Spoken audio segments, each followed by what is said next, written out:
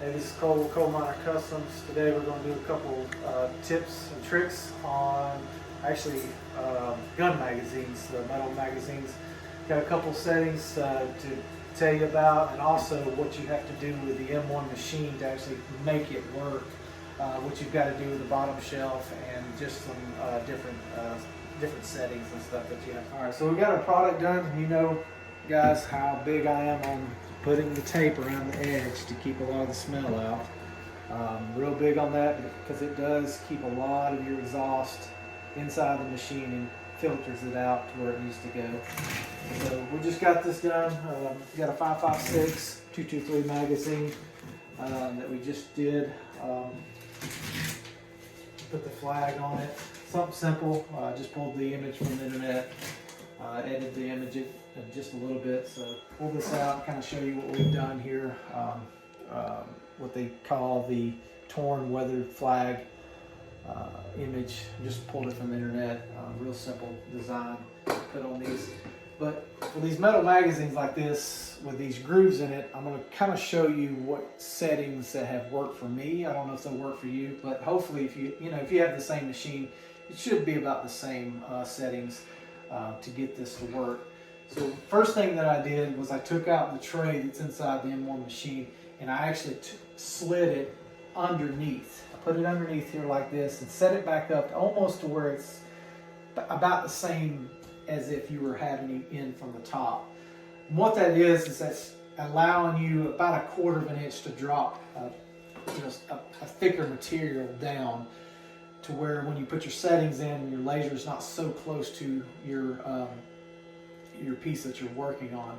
So what it's done is that it's allowed me to drop this down a little bit further, redo my settings, because I did some trial runs, and what I found was it was hard to get into these grooves right here with the settings that I was using, and actually burning and engraving what made it look right. Because I'll show you something else that I did, and it just didn't turn out right. So if you look at this, everything done great that was raised up higher, but as I got into this deeper groove, if you look real close, it just didn't go all the way through. So what I did was took the bed out, placed it underneath here, and then I adjusted my settings. So what I found, and you can see on this side, I did another run, and you see how well it got into the grooves, because I did another trial run up here, and it just wasn't the right settings yet either. So what I did was I come over here, and I did user defined material thickness at 0.3, because I was doing it at 0.5 and it wasn't working. And height raise is no. Power settings 100.